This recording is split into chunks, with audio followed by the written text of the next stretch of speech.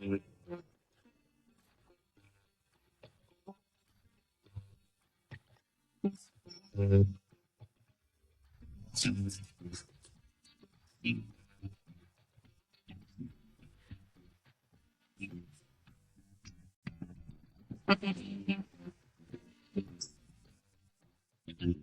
and welcome back to the Shed of Basketball Truth. It is Studio 3 for Ball Don't Lie Australia. I've got a couple of guests either side of me, some familiar faces. We've got the Jared Knows Pickering and I don't have a middle name for you, Kopcikas. Boys, welcome to the show. It's great to have you back. And I didn't mean that earlier. Jared, that was poor of me. Thanks for joining, fellas. You finally get him back on and you immediately take a dig. It's a recurring theme. He hasn't had any fun in a while. He just brings me on to clip me around the ears and set me on my way. Not deliberately. It just sort of happens. This happens. But look, let's before we jump right in, let's talk through what we're expecting on this evening's show. Before we do that, though, big thank you, of course, to the official beer company, the official beer of basketball. Remember to, of course, drink responsibly. And thank you to our longtime supporters of the show, the local card shop of Woolloongabba. And, fellas, bit of an announcement here this evening. Ball Don't Lie Australia will be joining the PODfire podcast network. Ooh. So we're going up in the world, boys. We're going up. But yes, you will be able to, of course, get our great podcast here, all the places you have been before, but also it's now going to be available through the PODfire network, which is pretty exciting. Very Just exciting. to be clear, we go official beer sponsor. Now we're on the PODfire network. So at this trajectory rate, Yeah, I we're can out, Jared. retire in like 3 weeks, 4 weeks, whatever. Stocks in it. I think we're just not getting invited back to the pod.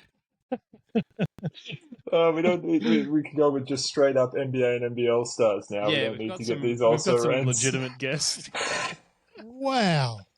And I thought I was being rude with the nose pickering thing earlier.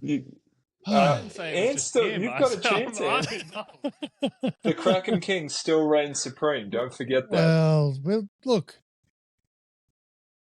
For now. But, remember that there's that saying that's always said over the king's corpse, long live the king.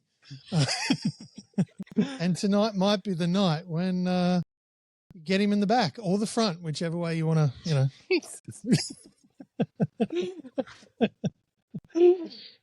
What?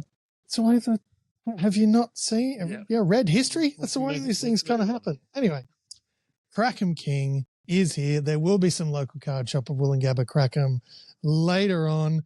We've got 2 packs, depending how quickly things go. We might get to both. If it's, we'll see how quickly Jared can dispatch the Crackem King here.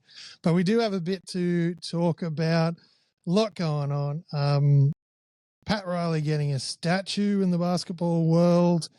We've got a couple of coaching announcements in the NBL 1 that we missed talking about last week. Of course, someone scored 51 points. That's not trivia, but we will circle back to it. Oh, I think I know. Taco Tuesday in a couple of weeks will be a thing. What else have we got? We'll also have Jacinta Govind jumping on very briefly to talk about the bit of a shake-up in the WNBL world that has been a long time coming and should be a positive. I'll talk to her about that. And, of course, the big question, Gideon Daniels. We'll get to that later on. And we also might, if there's time, since you boys have, played some basketball at a much higher clip than me, and since there's been some more just awful fan behaviour, might have a brief chat about some things you've seen in your playing time, see if there's any, things you want to share in that space, stories, things that have happened to yourselves that were like, is this for real? But we'll get into that in time. But first, Pat Riley is getting a statue, but most importantly, they're going to put it out the front of previously the Staples Center, the Crypto.com arena. And because it's going to be outside of a Lakers facility, people are going to look up at the statue and know who it is, which is going to be really nice. Unlike if they were to do it in front of Miami, which is sadly the case for Is it going to be a different designer? Or? Lakers, have you seen some of the statues? Like, they're quite good. They actually look like the players they're supposed to be representing. They all look like the person that they're portraying, so that's a good start there. Are the general public going to know what Pat Riley looks like, though? Ooh, well, if it doesn't have the slicked back hair, then it's not going to be, because that was when it's full Armani, the slicked back hair. If it doesn't have any of that stuff, then what are we doing? I mean, it'd have to, because it's portraying him at the Lakers. Right? It should be. It should be. Little bit of very quick Pat Riley trivia for you boys. Use your own names as buzzers. Pat Riley was a player. Can either of you tell me he played for three teams in total? Anyone want to hazard a guess as to who those Lakers? 3 teams? Correct. The Lakers is yes, one. Definitely. Yep. Knicks. I think. Did he play for the Knicks? Not according to his basketball reference page. I think that's Phil Jackson. Phil Jackson played. He coached at the Knicks. He didn't play at the Knicks. Okay. He was actually traded. Well, his rights were traded to Miami as a coach. Oh, I was like, I could get the years right. Miami didn't even enter till mid-80s, so. Yeah, no, I got no idea. We're just clutching at straws for the other two, Mal. Let's be honest. Yeah, look, and Phoenix. I knew it. And the Rockets, but before he was actually, before they were in Houston. So the San Diego Rockets, where he was drafted 7th overall. Oh, wow. Fun fact. Out of Kentucky, right? Let me just check my notes. Maybe.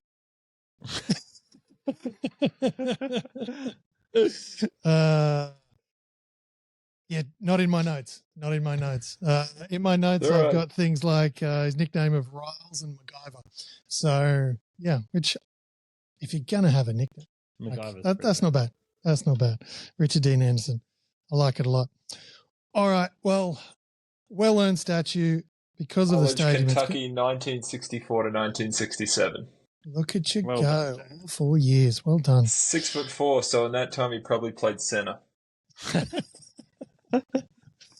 Here we go. And let me guess, was a plumber, had a plumbing day job? If we're going to, just unload on all the stereotypes. All right. Let's bring it a little bit closer to home, a lot closer to home. In fact, NBL 1 talk, Capitals came out a little bit before our previous episode and released their coaches for this upcoming season. Obviously, Coach Vandy is back. Surprisingly. I mean, he did pretty bad. I mean, right? Pretty regular turnaround from one season to the next. I mean, no, I can't even walk down that road. It was obviously a monster turnaround, and always the plan. And he's back. No surprise to anybody. On the other side of things for the women, we've got Caddy O'Brien coming back. Big piece after she did really well down in the North Gold Coast Seahawks. Well, you say really well. Yeah, she's technically the greatest by coaching record in NBL 1 history there. Down there, obviously, with her taking the team to the semifinals in the end. Yes, they came up short, but they had them for 3 quarters. Yeah. It was close. It was close.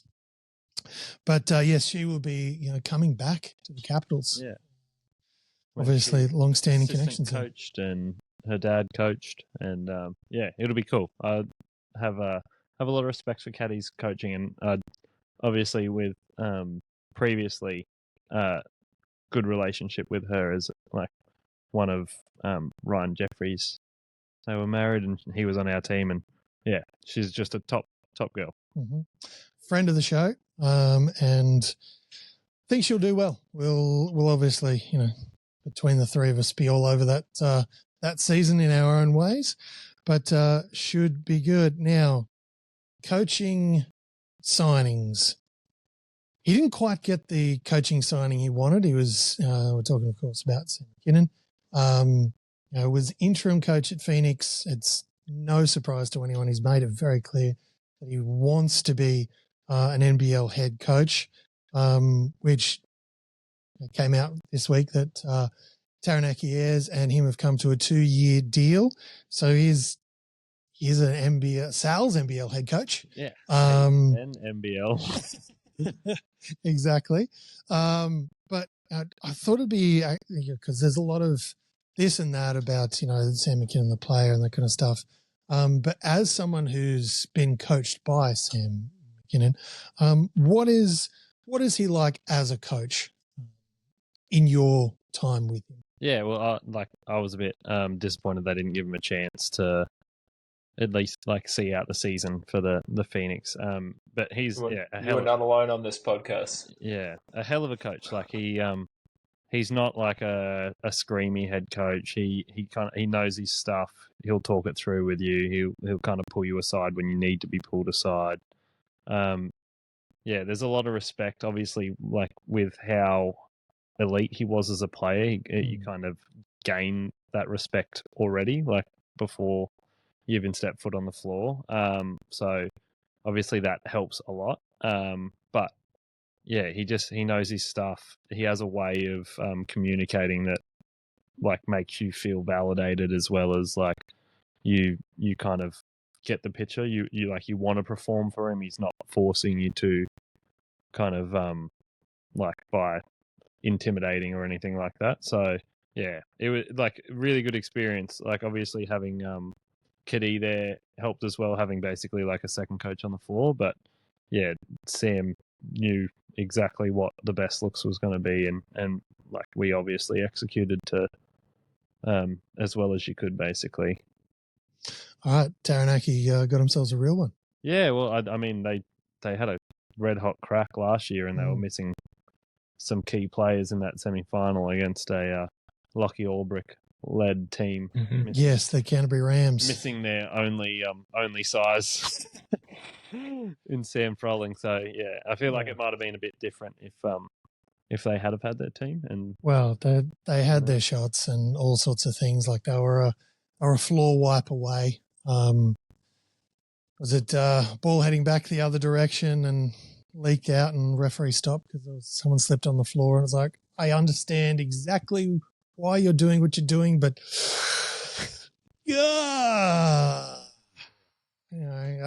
but is what it is. It was still a hell of a game. Yeah, a couple of overtimes thrown in, so they had their chances. But yeah, big fella heading back to coach for another couple of years, which will be great. Now, bring you a little bit closer to home. Let me push a button here, and we'll get to have a chat we haven't had in a couple of weeks, fellas. Boom, boom, boom, boom, where the ball is. Boom, boom, boom, it's down. Boom, boom, boom, boom, the ball is. We're gonna shoot down. A few chuckles there, Ant. I mean, that was pretty on point. Yeah, the finger guns. Loved it. I'm an almost 40-year-old in a chair, mate. What do you want me to do?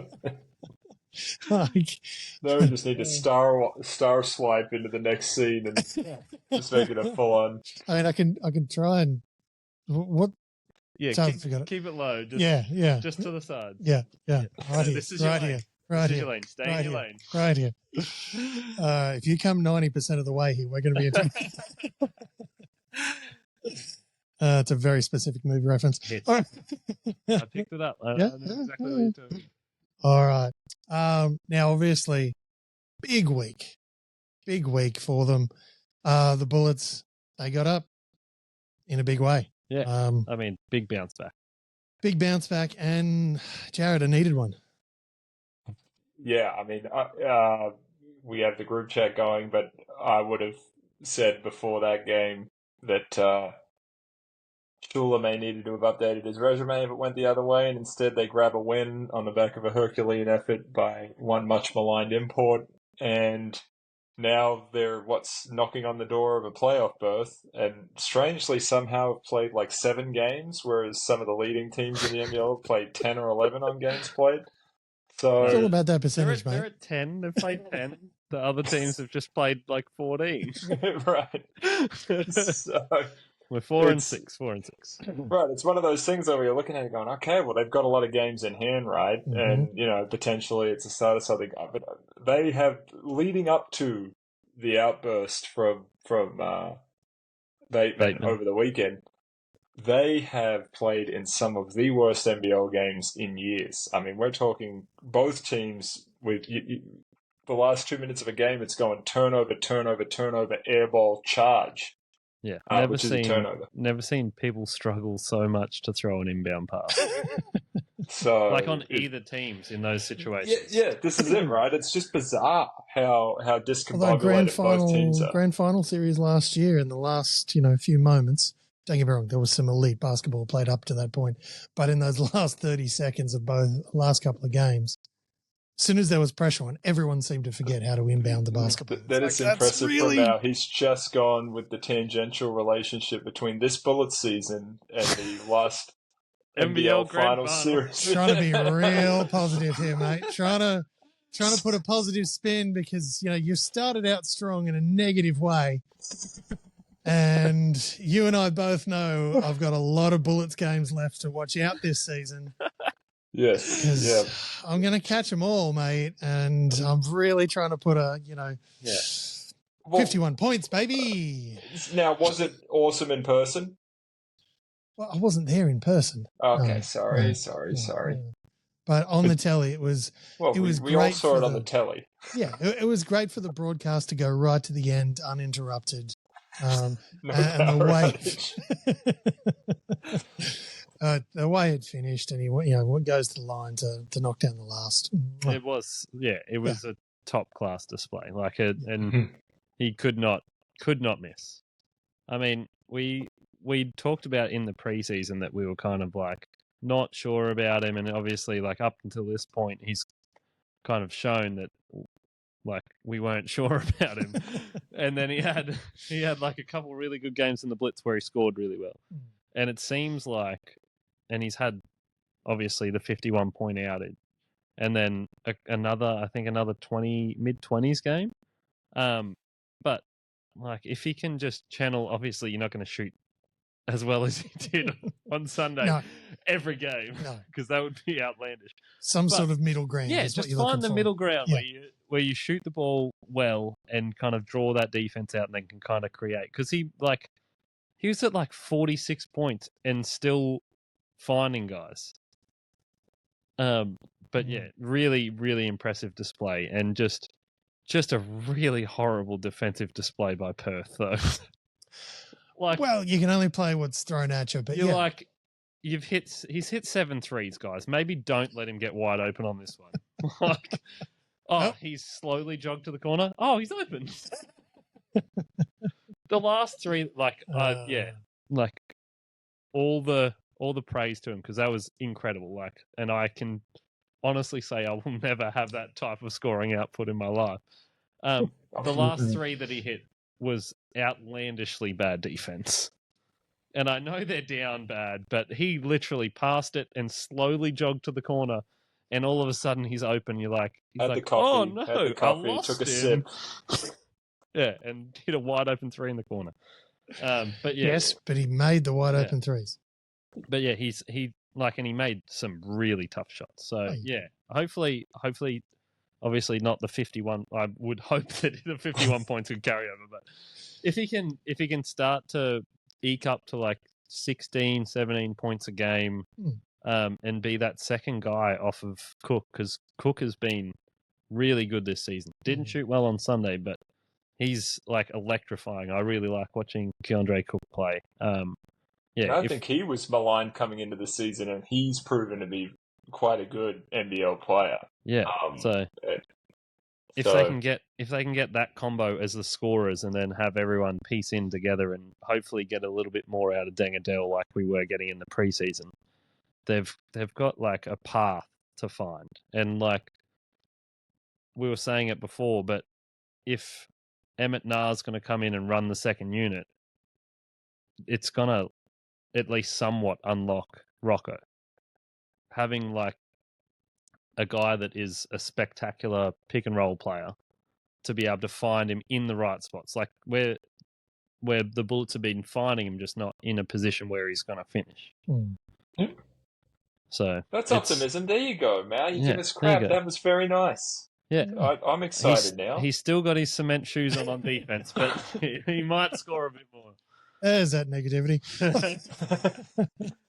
All right, well, let's go across the Dutch. Jared, something else? Some more negativity to add? It was funny because Ed mentioned that if this carries on, Bateman, 51 points would be nice every week. My college coach sophomore year, after a lousy shooting game, he yelled at the team, including the lead shot taker, and said, I need takers, not makers. Or sorry, I need makers, not takers. And we got back into the locker room, and our leading shot taker said, well, shoot, if I was a maker, I wouldn't be here. I'd be in the NBA. This is what you signed. So, it's one of those things where if Bateman does that, right, he's not going to be long for the NBL. Which is the import dilemma for teams. I mean, Bryce Cotton's still here. It's a good point, and that's why it's a good point. Yes, but it's also the absolute tiniest of minorities. Yeah. Still, he's still there. Name a second. Jalen Adams. He's had a cup of coffee somewhere else. He's come back. This is 3 years though. Tyler Harvey. Yeah, that is. Yeah, so next he's got to stay all over camera. Milton Doyle. Actually, I have not been a big fan of Milton Doyle. Yeah, you can't. We don't make us reveal group chat. And you can't. Yeah, we'll get into the Tyler Harvey story later, but I just inconsistent. Yeah, I mean would be. That is to our point. I'd asked for players who've been here for a long time. It is the majority of like that, except for Bryce, who usually, like for the vast majority of times, is hitting the vast majority of his shots. Your Milton Doyles, your Tyler Harveys, Jalen Adams, they're all hit and miss guys. Like they were talking about on the broadcast on Friday, how they were like, where is this like last week for Milton Doyle? And he had 33 points on Friday and iced the game against the Bullets. And then the week before he has like single digits and he struggles. They're all having those peaks and valleys, and obviously that's why they're not off playing for like the Celtics or. Well, speaking of Celtics, former ones anyway, Taco Tuesday is coming to the league. How's that for a segue? That was. Obviously been announced. Gillespie they've mutually parted ways. And Taco will be joining. I did find that story very interesting where they were like, they've agreed to release him for 2 weeks during the FIBA window. Oh, okay. But look, Taco Fall, he's coming again. If he was amazing at everything he did, he wouldn't be signing in the NBL. We've seen a bit of him, and he's one of those big guys. Shown it before. Picked up this one at local shop. It's I like him. Yes, didn't play a lot of minutes. He's one of those people in the NBA. It was more of a novelty, style thing. Him being so ridiculously big and everything. Limited minutes. When he gets on, everyone loses their minds, and a happy-go-lucky kind of story. Not quite the victory cigar that, a Brian Scalabrine was. The game had to be in the bag. But still, You know, he's one of those, you know, signings that is going to turn some heads. It might not necessarily, you know, bump the Breakers wildly over, you know, tip the scale for them, but you know, in a few situations it should improve them. I think it'll be really interesting to see. Like, I think it might help quite a bit. Like, you could get a few guys in some serious foul trouble very quickly trying to guard Taco. Like, points are going to be coming quick when he's on the floor, for both teams, because like Rocco, cement shoes on defense, but offensively, unlike Rocco, he's got the post acumen that he will just be able to score almost at will if a double team doesn't come immediately. Yeah, look, Taco falls into the lap of the New Zealand Breakers. Oh, this Jesus. is going to be a lot of fun. This guy is 7'7" with shoes on. He's going to influence shots. It's going to be an adjustment period for a lot of guys, right? Like, you can't practice against this kind of height. You have to actually see it and deal with it. Get the broom out. Pool noodle. So yeah, I think there was a bloke by the name of Kenny George who was like 7'9" at UNC Asheville when I was there, and this guy could basically have his elbows bent and hang on to the rim. I mean, that's the territory we're in with Taco. It's going to be a lot of fun, and it's certainly going to add a different dimension to the Breakers that have already been really impressive this year. So from that perspective, I see it as sort of a win-win for everybody except the mutually parted ways Gillespie. So. I mean, he signed with a Euro Cup team. Yeah, Syria basket, right? Probably significantly higher money. So big win for Gillespie as well. Yeah. Look, yeah, and that kind of stuff happens. Like, very few people, you know, do that whole mutual release thing in the NBL space and then can't find a spot anywhere. I mean, it's a long way to fall from that level. It's quite high. I feel like they didn't think they were going to get as much as they have out of like Sam Mackinnon. And like Gillespie would have been starting, but Mackinnon had such, like, when Gillespie was out, he had such a good preseason and like trip over to the States that like the role just fell, you know, and there's no real place for him. Like, I mean, the guy was averaging like less than a point a game over in the EuroLeague, so I was a bit skeptical coming in, but then Sam played so well that there's no real need to have him on the roster. All right. Well, since you're so positive here, Jared, and you are our resident, you know, positivity and commentary team sort of, you know, analyst in the group chat anyway, let's see how confident you are here.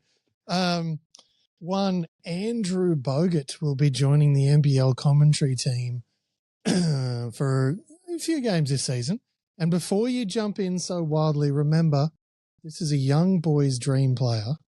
You know, he is the reason that, you know, this young man here goes now, for the Bucks, legitimately, legitimately, you know, across his chest. This is an excellent signing. The issue is not the caliber of the person that will now be on your sidelines, beaming live into your through your television sets on a weekly basis. Andrew Bogut has his own podcast. He's excellent at his own podcast. If people haven't listened to it, you should definitely get around it. He's also very engaging with the fans, speaks his mind through all the social media apps as, you know, an owner of the Kings, big ambassador of the NBL as a whole. The issue with the NBL commentary teams is there's too many cooks.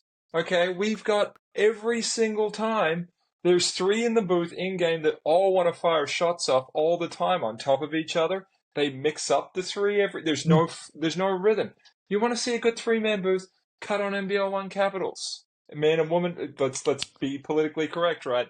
But what they do, everybody wants to fire off a take. It's exhausting trying to listen to a game. Sometimes I'm muted, and maybe I am old. Maybe I am cranky. But sometimes I have to mute just to watch the game because Santa Maria's trying to fire off takes, and Racker's trying to fire off something. I'm like, can we just have Casey talk for like 30 seconds uninterrupted because he's really good play-by-play? Who's first issue getting kicked out of the booth? Tell us, Jared. Who's your first cut? When Jared Pickering comes to power. Who's the first cut? I think it's Santa Maria talks way, way, way too much. Just let it breathe. Let the game get a little bit of flow. Let us enjoy it. I think Cooley's good. I like Pete Hooley. I like Cooley. I like Hooley. I think He gives that player take. I think Rucker was much better as a sideline. Yeah, he was. There's no doubt about that. He gets carried away, and anytime if he's even taken half a shot with someone one time, he talks about how they've greatly improved, and it's just a bit self-aggrandizing. He's Cam Thomas. Good in small doses. Too much. We're getting too much. But no, and everyone, I assume most people here have League Pass. A lot of listeners probably have League Pass. Many of those games are two-person booths with a sideline, and maybe they cut back to the studio at halftime.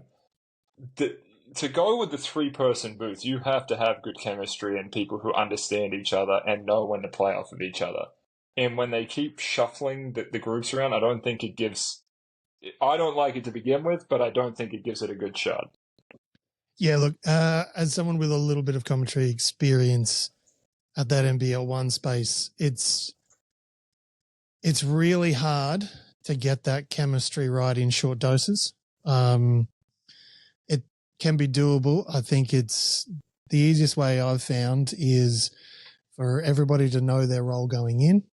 And if everyone can then stay in their lane, if you will, it then makes it easier for everybody isn't talking over each other, so you can have those conversations at the right time. And, it's not then too many cooks all trying to do the same thing. Everyone has their, set role, set task, and you then, allow space for each other, and, things can work really well in that sense. As a listener, it can be a little bit tricky at times when, there is that talking over each other. But that chemistry of knowing when to jump in can be really tricky, and it is that sort of thing where it's a really difficult thing to crack into, and it can be the situation where these guys are sort of feeling like they're at the top of the tree. They don't want to lose their spot. They want to get their words in, and it can be a little bit messy in some games. Other games, it's absolutely perfection, and it's really great. It's just sorting those trickier combinations. Yeah, I think like some of the quintessential calls, over across the pond, bang, Mike Breen, insert MSG crowd. There's not a lot going on. You haven't got old mate next to him trying to chime in with some commentary. Just let it breathe. And I do feel like because there is that, like you said, they're trying to fight to get their words in. They're trying to figure it out on the fly, that chemistry. We miss some of that, and we've had good crowds and down-to-the-wire games every week this year in the NBL season.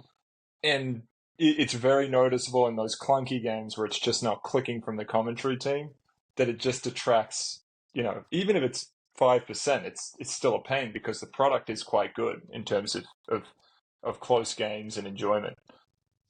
Yeah, and it's a tricky thing too. I always think about it this way. Commentators have a really difficult job because, you're all excited to show up and do this thing, which is fantastic and great, and it's awesome, and it's cool that you get to do it. But no one's tuning in to hear you talk unless it's your mum or your brother or your dad or your a close family member. But people will turn it off because of you. Yeah. So it's that really tricky. You're the coach, if something goes wrong, it's your fault. If it goes right, the players did it. That was the way it was supposed to be. So it is a tricky thing, but yeah. All right, gentlemen. Let's have a look now. Now, obviously, there was that 36ers and United game. Footage shown. Doesn't look great. Review, all that kind of stuff, happening there. Now, obviously, as guys who've played at different levels around the world even. A lot of fan fights on a Thursday night. BBI. Well, look, there's been a Division couple 3 over men's the social journey, at but Northside. more player. more ones. player, Yeah. more player on player crime in my space. But do you guys have any like fan just mind snaps or silliness that stick out when you think about that kind of space? I wouldn't say anything too crazy. I know. I can't remember if it was I think it might have been the grand final series when we were in Mackay. Someone stuck gum on the seat where Jeff, our coach, was sitting. Obviously, he didn't notice and sat down on the gum. And that's, I mean, other than people typically yell. Most of the time, you don't really hear what they're saying. But other than that, that was kind of the most like interactive, other than also grand final series. Mm-hmm. I think it was the same one. We turned up for shoot around probably like an hour before the game, so we're getting some shots up before we go in and get changed and everything. There's already like 3 guys up in the stands just hurling abuse at Zach Carter. Not at anyone else, just Zach Carter. Just Zach. Yes. for the full like 25-minute shoot around. Did not stop. Ay. You gotta give it to him. That's it's commitment to a bit. But still. Yeah, no physical alterations though. So or altercations. Altercations. I mean, sorry, not to say that there weren't any physical alterations between people. Now, do you? So when they're hurling. So if I come to a game and I string together a well-crafted insult and hurl it at you, you're probably unlikely to actually hear that, apart from certain moments. Most of the time, you don't. Yeah. Yeah, like if it's real quiet, then maybe. Yeah. But for the most part, like there's it's just noise, and you got something else you're focusing on. Yeah, you're like, oh yeah, I'm playing basketball. Yeah. Or someone will say like, just Yeah, sorry, I'm busy doing that thing that I'm better at better at than you are, because I'm here and you're up there. You're literally paying to watch me. Nice. So we played an exhibition game against North Carolina A&T, which is a historically black Looks like we've college. got something here. A historically black college and university.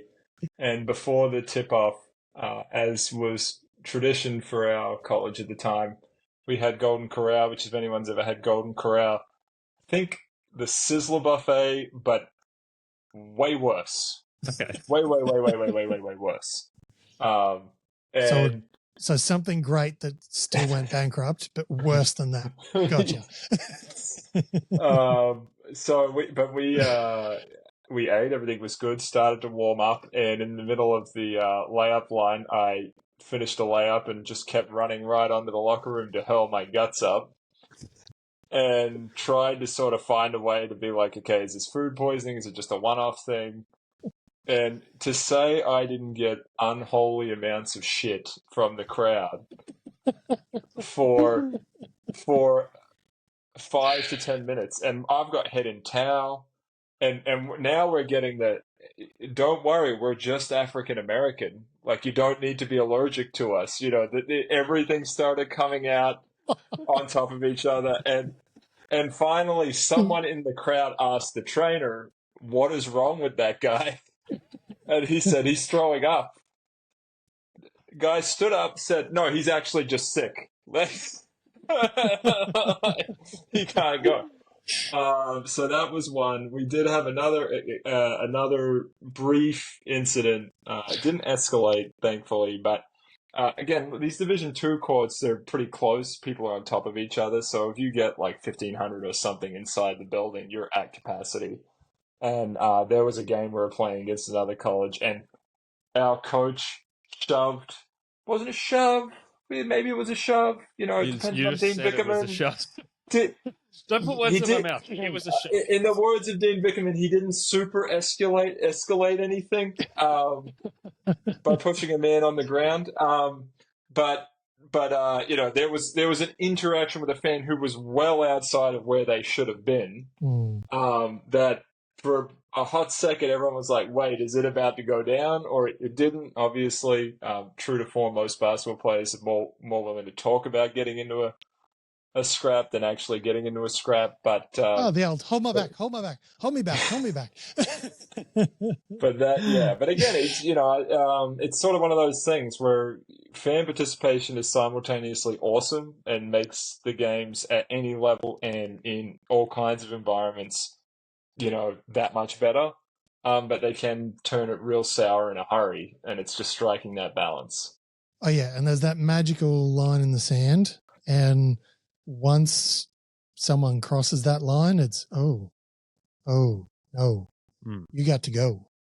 You've got to go. And it's that sort of thing we've seen a bit over the last few years in the NBA, but we've also seen it here at the NBL level. It's not great. A classic rule that you learn growing up: keep your hands to yourself, right? Especially when you're a fan. They don't need to cross the line. I cannot believe how many people think like, oh, this is a real good idea. We all saw Malice in the Palace. Yeah. If you didn't see it live, you saw the highlights. Who in the world thought they were going toe-to-toe with Ben Wallace? Like, what kind... who thinks that they're going to... The guy's 6'10", right? Actually works out. Like, it's absurd. So... Yeah. Maybe choose, like, table tennis. Go after those people. I thought you were going to say Tyrese Halliburton, but there you go. I love the fan that comes down 7 rows to shape up to Jermaine O'Neal and then gets shocked when he gets popped in the face. And then in the documentary years later, it's like, it was a weak shot or whatever it was. And it was like, you were clearly in the wrong here, Tiger. You had no space. You start running down at a player from way up in the stands effectively. Yeah, he has full rights to defend himself. Yeah. Like it's again, but I think people. It's just a good reminder. But I do think that they did handle in the immediate aftermath in the game. I thought they handled it well. They got rid of everyone that they needed to get rid of, and they sort of got the game done. And we'll find out in the next couple of days what ends up coming down. I'm sure. Harold's going to miss some time, and hopefully Illy gets 10 games for not super escalating the situation. Yeah. Just escalating, not super escalating. Yeah, it wasn't a good look when Mr. Hoodie Man put his hoodie on, then looked at the camera, and then instantly looked down and made it look tighter. It was like, that's clearly you're an innocent human being there. That's nothing said I did something wrong more than those actions in that moment. Not a great look. Future Boomer basketball question time. And yes, I may have stolen this idea directly from the group chat. I mean, it's our intellectual property. Not anymore. It's now Mal. I don't know if you know anything about patent law, but I don't either. I know. The question is, Giddy or the vacuum salesman himself, Dyson Daniels, who's going to be, well, yeah, it's Taco Tuesday, mate. Like, give me a little bit here. Who do we think is going to be the driver of the Boomers engine? Jared, would you like to go first on this one? Sure, I will. Happy to hold serve here. Look, Giddy was given the keys at the last Olympics. Went through some growing pains. Who am I kidding? Give me Dyson Daniels. This guy this season has been elite on the defensive end, not across the board, though he has had some elite games as we have discussed in the group chat. 4 blocks today. Yeah. What you get excited about, though, what is the untapped potential offensively that you see in games where Trae Young is absent, and you wonder, well, if he had the ball more for the Boomers, is there even more to unlock? He's hitting the three well. He's playing well in space, getting downhill, finishing at the rim. The defense is always going to be top tier. And that's another area that Giddy struggled with, not just this season, but all over defensively.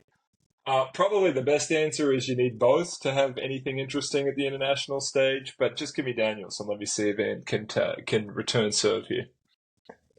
Yeah, well, look, if Gorgon was still the coach, obviously it was. I feel like it would be staying as Giddy. A couple of years ago, I'd really hoped it was going to be Tyrese Proctor because he has the shot creation ability that the two guys we're talking about just simply don't have, like to create a shot and kind of knock down that three. But yeah, I'm with Jared. I can see more out of Dyson, particularly like you can throw him out there and he's going to be the best defender on the team. Like if Giddy's not performing offensively, then like you're not getting anything out of him. Both really good passes. Giddy probably has just a slight edge on him there, but Dyson getting to the hoop is just such a different explosive athlete.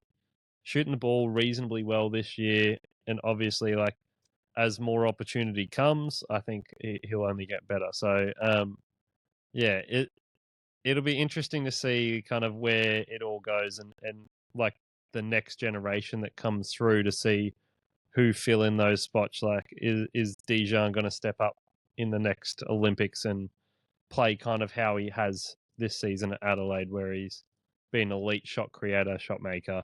If he can do that, then you could play either one of those guys with him or someone coming through like Alex Dukas or Tyrese even still. Well, you just mentioned Tyrese, yeah, and I think there's an interesting pathway here where we have Giddy, Daniels, and Tyrese, because Tyrese's been moved off the ball at Duke this year. He's shooting the three, catch and shoot extremely well, and he does bring the defense.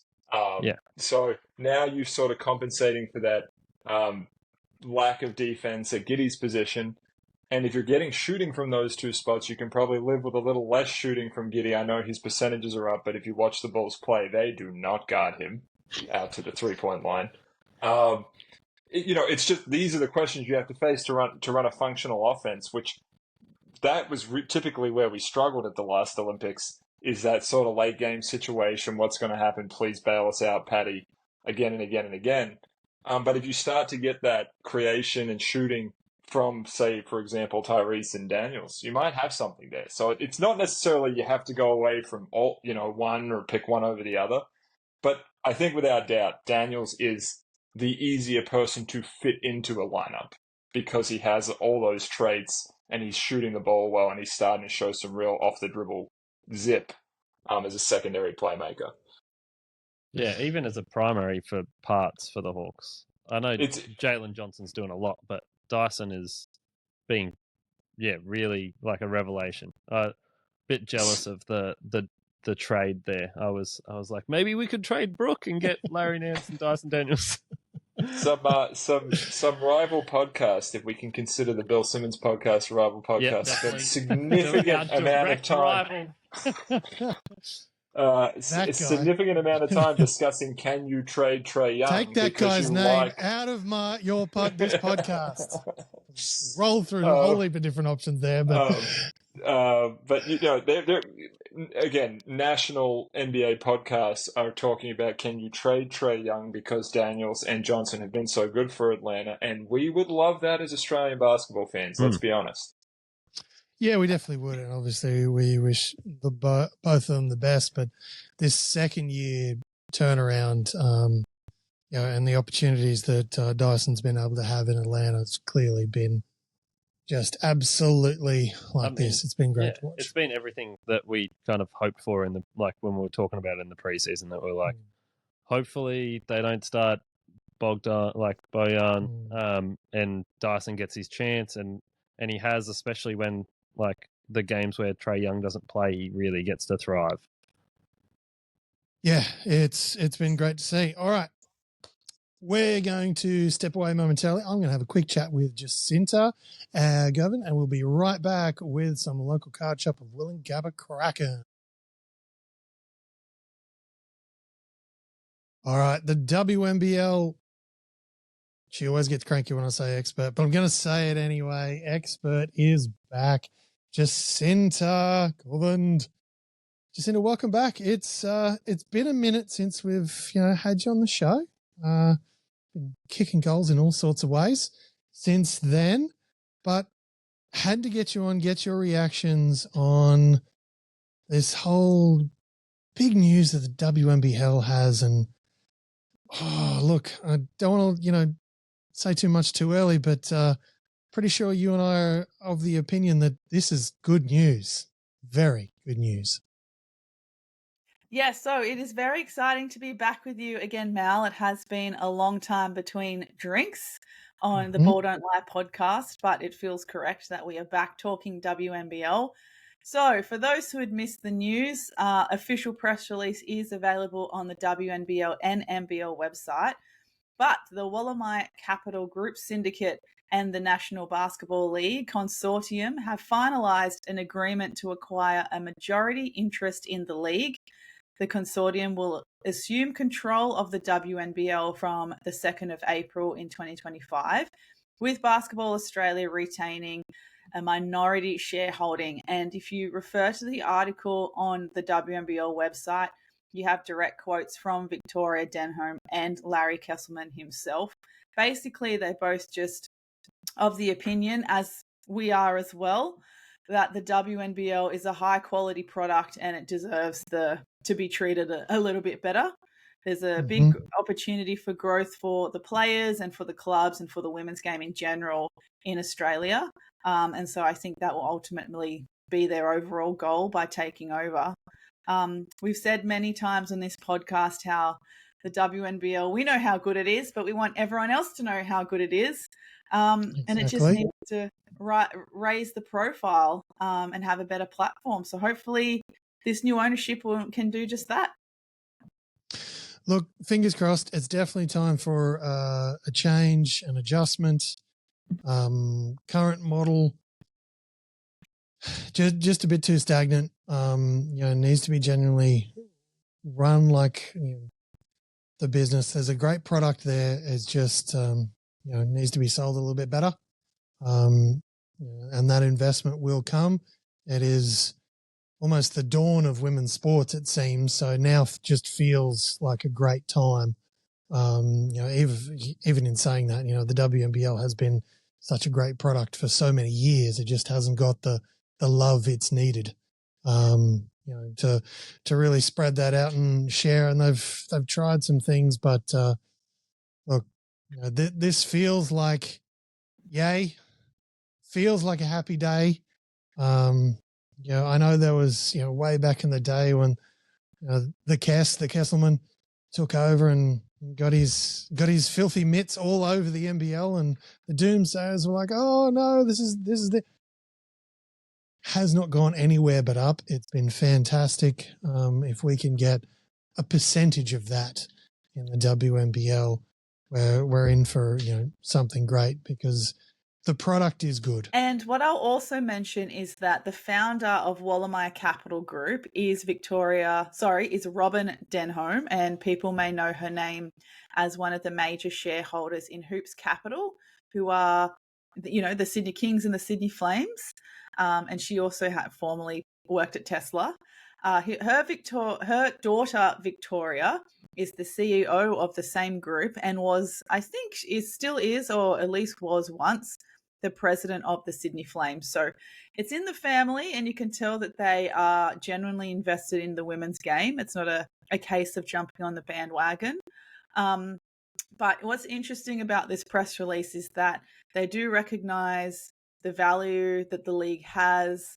Larry Kesselman also values how long that the WNBL is the longest running professional women's league in Australia, going into its 45th year now.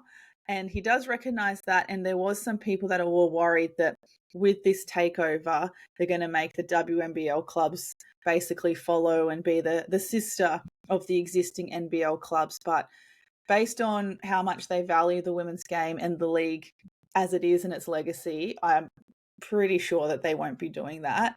But the other interesting thing on this press release is that while they recognise these things, they haven't clearly indicated how they're going to implement these changes or what they're going to be focusing on just yet. So it all sounds good, but I think the next step for fans is that we'll be really interested to see what their actual plan is, what they're going to focus on, how they're going to improve fan engagement, things like that. So we'll certainly keep our eyes peeled on the website. Yeah, and look, team in Southeast Queensland, maybe a step closer with this move because there currently ain't one. And, obviously, yes, you've got that other little podcast down east with a lie in the title called Eastcourt Game. Flat out lying. But, you've been commentating up here in the north long enough to know we've got a strong program up here, and there's nothing down here in this area. Obviously, there is, Townsville, and they do a fantastic job up there. Not that long ago, took home a championship. But, there's nothing down here in the southeast Queensland, northern New South Wales, even space, and there's a lot of basketball fans itching for something else to follow that isn't the Bullets at that top flight sort of level. So there's definitely an untapped fan base. Yes, there's been dramas in the past, but might be time to try again, and we might be closer to that with this announcement. We might technically be further away depending on how things go, but obviously I'm more than happy for it to be a little bit longer if it's done correctly and there's genuine thought, and things put behind these decisions and changes and direction of the league in the future. But positive, happy. I'm walking out of this announcement going, okay. This is not a drill. We're good. Let's do this. Okay. All right, Sina. But quickly before you go, give me a top 4 team who's just off the top of your head. I know you love these things, these curveballs thrown at you late. Give me a top 4 team. If it doesn't make the top 4, you look bad. If it does make the top 4, then it's just Jacinta being Jacinta. So. Yeah, I think I just have to get used to more and more just looking bad, which is fine. Even if I am correct, people are going to find fault with it anyway, so who cares? I was asked, our friend Eric over in WA has got his new podcast as well, Hey Pal, and Hey Pal Radio is on the air. Hey Pal Radio, I love it. He also asked me to do a top 4 prediction, but now I've at least watched 3 rounds. I feel a bit more confident. But certainly the ladder as it stands is the Bendigo Spirit, the Perth Lynx, the Townsville Fire. I would say yes to all of them. And I think the other team I said in preseason prediction was the Southside Flyers. I think I was confident on Bendigo, Perth, and Southside making the top three in whatever order. And I was unsure in the preseason about that 4th team, but for sure the Fire. They are, it's essentially a very new roster again, but the way that Shannon implements these things for a team to gel that quickly is really outstanding, and I'm really enjoying watching them this season so far. It's as if all those Coach of the Year awards he's got them for a reason. I don't know. It's weird, right? It's weird. Really odd, yeah. Yeah, strange. But anyway, thank you again for joining. Always a pleasure. And I hear Eastcourt Game will be back. Yeah, as far as I know, it will be back. It may be back in a slightly different format, just so we can adopt a better podcast work-life balance. But it will be such back. thing. So it'll be back. That's what I'm hearing. Fantastic. Thanks as always, Jacinta. Great to have you on. Thank you. All right, big thank you to Jacinta for jumping on. And all right, it is time for local card shop of Woolloongabba, Crackem, of course, brought to you by Rob and the team at local card shop of Woolloongabba. Now, here is today's pack. It's an NBL Tops 2023/2024 pack. Let's get into it, boys. Current season NBL. All right, fresh pack, fresh crack. There we go. Now, I just want you to know, sometimes all you need to do is make the king bleed to be a real winner. So I don't need to win. I just need to take a card. That's all it needs to happen. This is like A Million Ways to Die in the West, and you've got the little bit of poison on the end of the arrow. Okay. I hit it once. Okay, now that the disclaimers have been put out there and the expectation management has been thrown in aggressively, we're not clients, mate. We know how this works. It's okay. I need to manage my expectation. It's all seen good. The statistics. Yeah. We've run the numbers and okay. Let's do it this way. Ant, your buzzer can be Antetokounmpo. Oh, I thought we'd do something NBL themed. Well, we can. No, because it's harder for you to say, so that's what you've got to say. And I want full pronunciation, please. Antetokounmpo. See, too easy. Yeah. Man's done it too many times. Yeah, let's do this with Thanasis. Thanasis Antetokounmpo. All right, let's go. Let's bring it home for you, big fella. Jared, let's go with a name that's really easy to say. Let's go with Marcus Lee. Is your buzzer? I get the stitch up on the buzzer every time. We were all smiles with Thanasis, and all of a sudden... To be clear, if Ant goes 5-0, it's because I abstained from using the buzzer.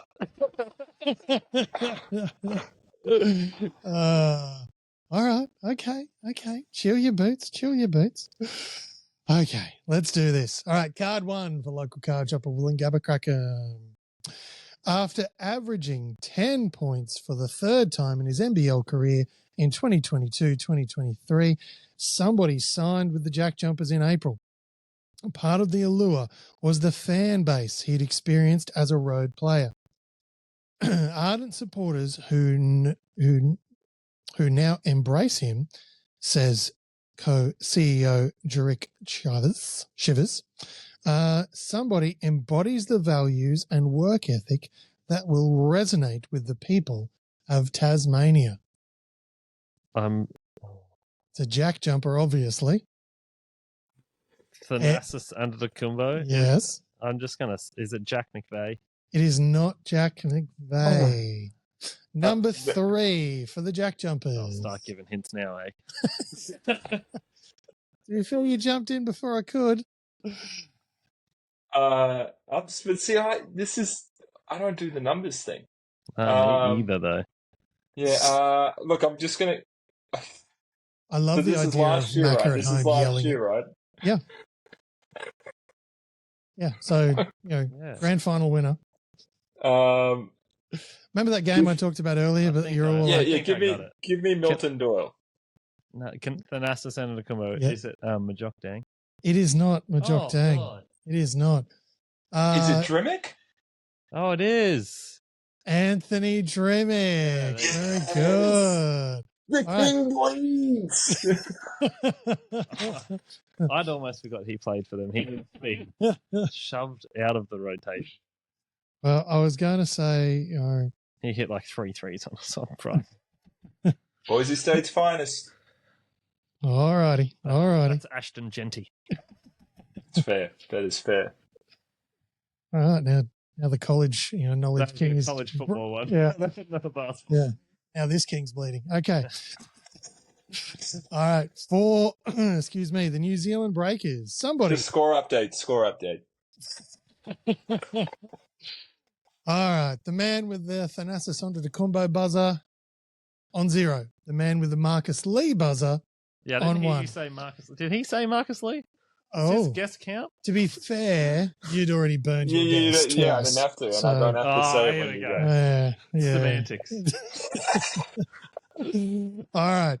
Card number 2 for local card shop of Woolloongabba, Crackem. Somebody made his Breakers debut in NBL 24. Opener, in fact.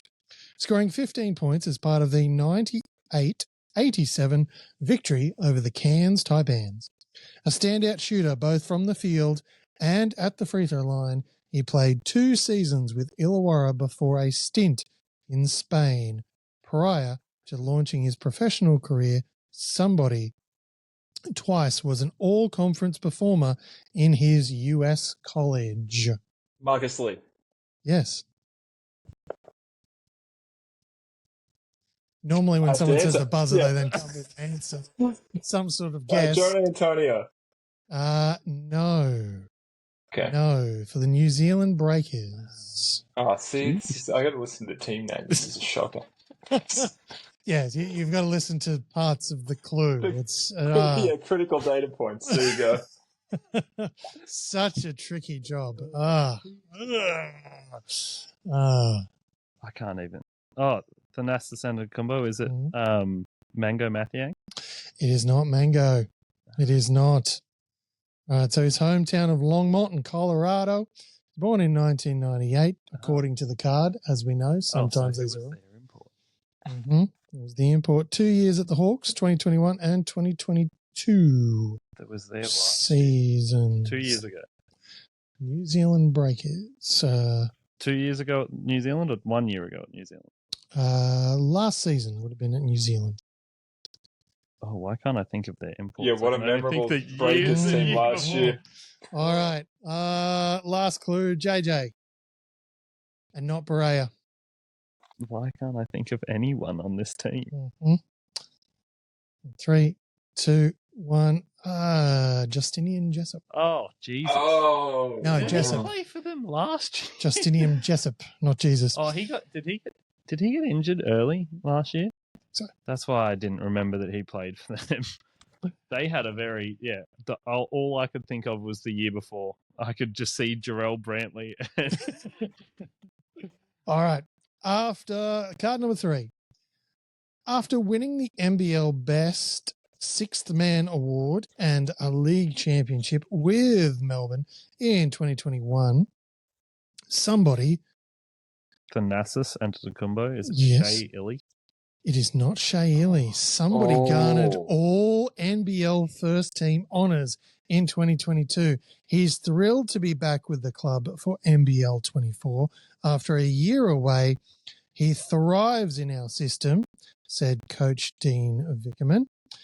We give him the freedom to handle the basketball, play on the perimeter, shoot the ball.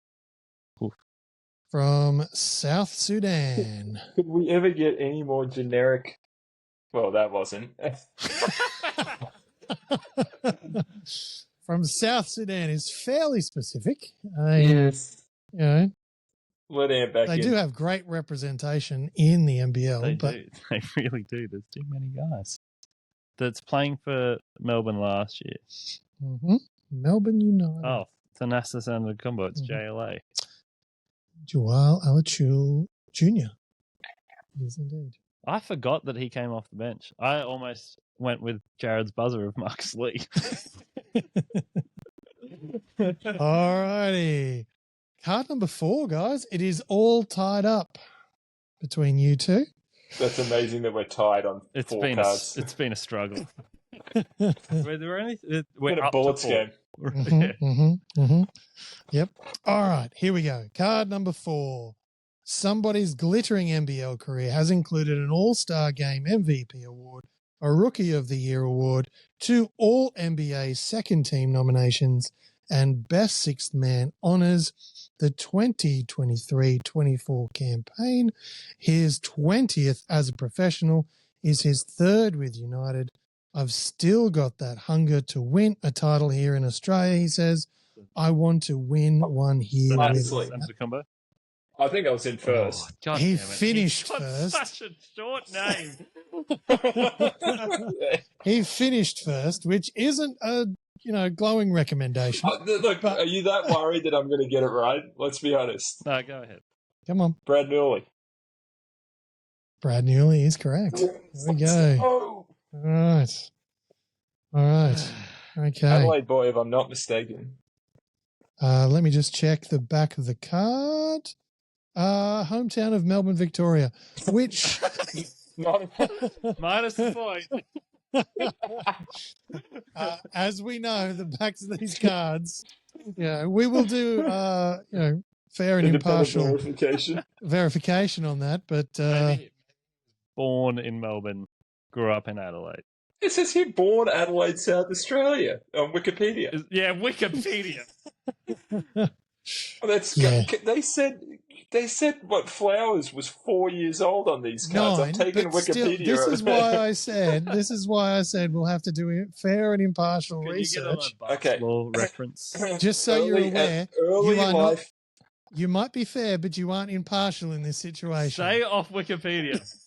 Don't read out early life from Wikipedia.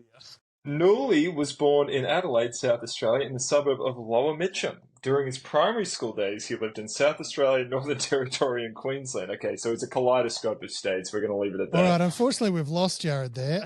Something's happened to his microphone. I think it might have been muted. Might be. We think he's back now. Okay. All right. Let's jump into card number 5 for local card shop of Woolloongabba, Crackem. And it's a shiny one too, fellas. Ooh. Yeah.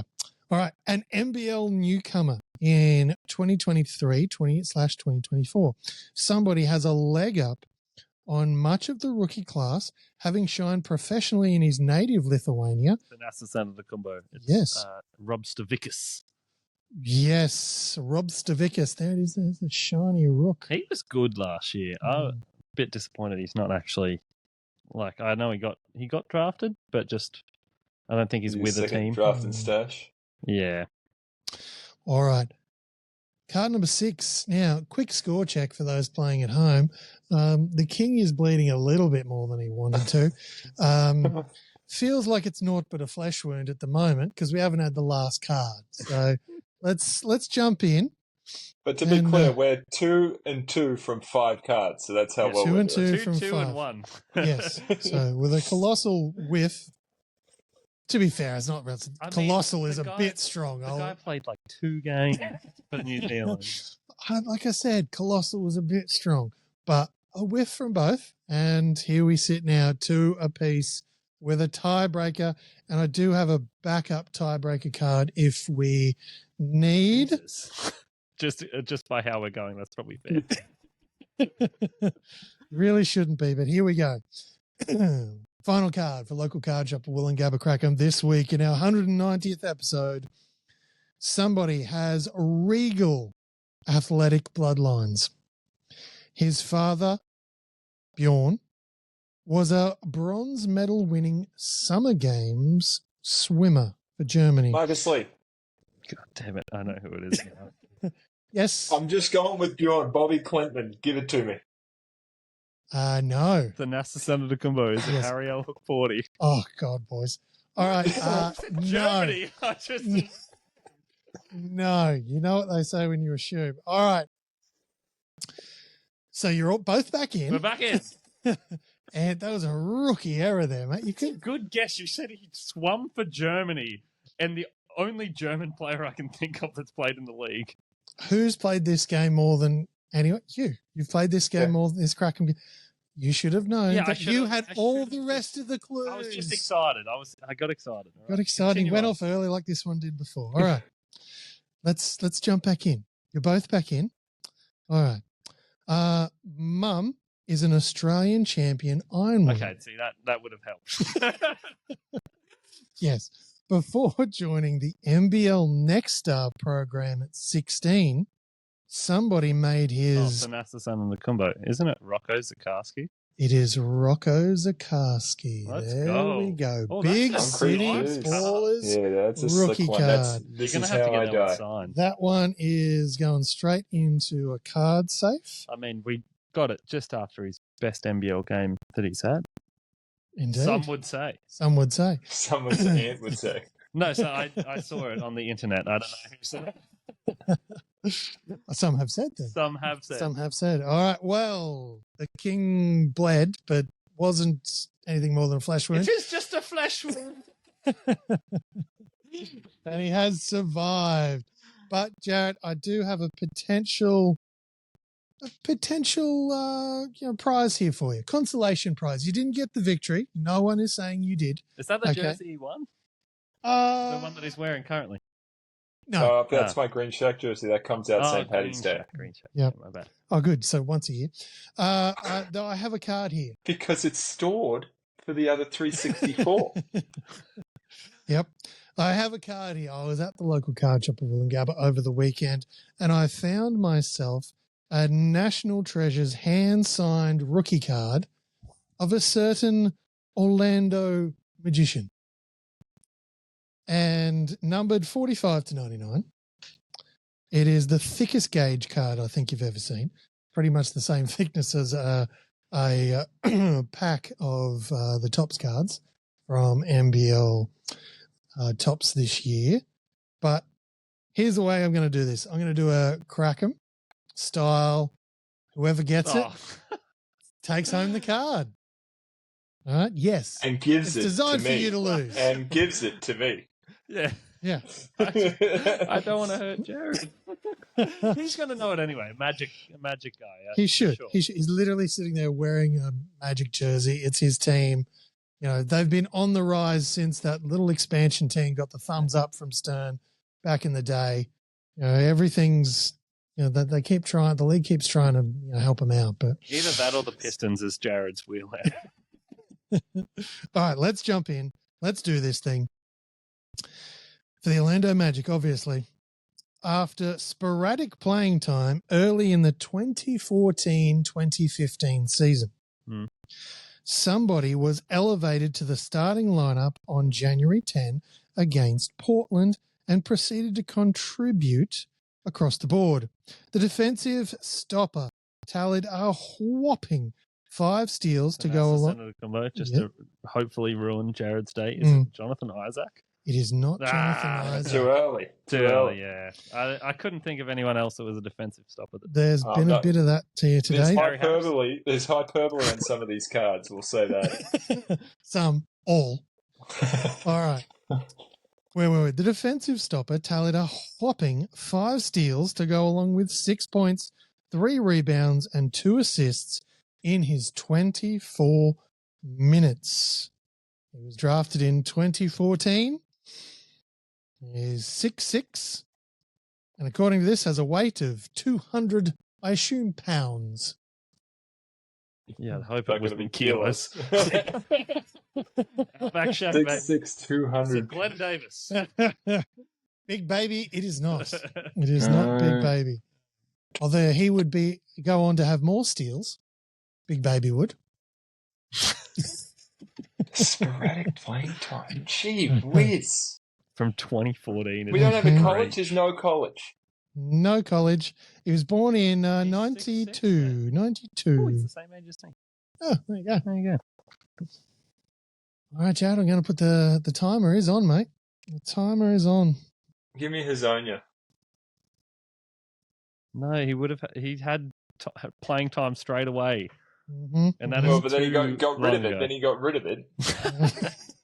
Number then 11, since it doesn't work for you. Devon Marble. There it is. Iowa's finest. How do they not have his college on there? For crying out loud. I don't know, mate, but they didn't. I've never heard of that man. Card number, great card. Wildly affordable. Don't know why. But staying with Mal, apparently. Staying here. We'll have to just come up put with the old Hawkeye up there and just let him overlook the yard or something. You know, just let him. Yeah, look, Devon Marble. And Devon is it's like there's V and a Y. There's all kinds of stuff going on, isn't there? There is, yeah, Devyn, and then Marble. You could have given me unlimited game. This is why I didn't. Blues. All right, that brings local card shop of Woolloongabba Crackem to an end, and episode 190. Big thank you, of course, to the official beer company of basketball and all great things. Drink responsibly. And of course, thank you to the local card shop of Woolloongabba, and thank you to Jacinta Govind for joining us, and of course, Anthony Kopcikas and Jared Pickering. Thank you, gentlemen, for jumping on. No worries. Always a pleasure. Always good, especially with Anne by my side, remotely. Right. Well, there is a spot on the couch. Yeah, you were closer to here too. All right. Thank you, gentlemen. If you are out there listening, make sure you give us those likes, follows, shares if you are on a podcasting service that allows those 5-star reviews, make sure you go do that. Of course, we are also now on the PODfire network as well. So you can find us there anytime you like. But until you're listening to us again, just remember that ball don't lie. It never does.